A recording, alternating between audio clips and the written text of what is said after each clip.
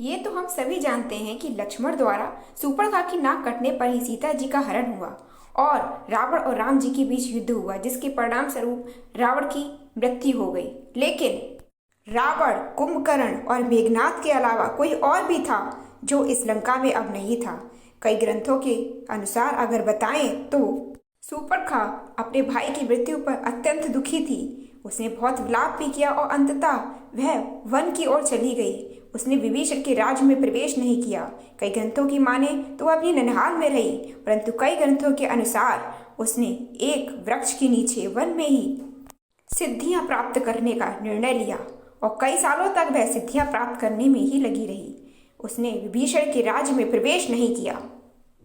रामायण का एक रहस्य यह भी है कि जब राम और लक्ष्मण युद्ध के बाद वार्तालाप कर रहे थे तो राम जी ने लक्ष्मण से कहा कि लक्ष्मण जाओ और रावण से अंतिम शब्द उसके सुनकर आओ। लक्ष्मण जी अपने भाई की आज्ञा अनुसार गए और वहां रावण के पास खड़े रहे, परंतु रावण ने एक शब्द भी नहीं कहा। तब लक्ष्मण जी लौट कर आए और कहा, भैया रावण ने तो मुझसे एक शब्द भी नहीं कहा। तब राम जी ने उन्हें बताया कि लक्ष्मण, जब हम किसी से कुछ मांगना चाहते हैं तो वह याचना कहलाती है और याचना हमेशा ही हाथ जोड़कर चरणों में ही की जाती है। लक्ष्मण जी समझ गए और वह तुरंत गए। उन्होंने रावण के चरणों में नमस्कार किया। तब रावण ने कहा कि लक्ष्मण, कभी भी अपने शत्रु को कमजोर नहीं समझना चाहिए और एक बात और याद रखना लक्ष्मण, कभी भी अपने सारे रहस्य किसी को भी ना बताना। अपने सारे रहस्य हमेशा खुद पर ही सीमित रखना। मैंने विभीषण को अपने राज बताया और वह राज ही मेरी मृत्यु का कारण बना। रामायण का एक रहस्य और भी है। रावण, जो कि परम ज्ञानी ही नहीं परम शक्तिशाली था, त्रिलोक पर विजय पाने वाला एक शक्तिशाली राक्षस भी था। इसलिए उसकी मृत्यु पर उसके काफी राक्षसों ने उसके शव का कुछ अंश रख लिया।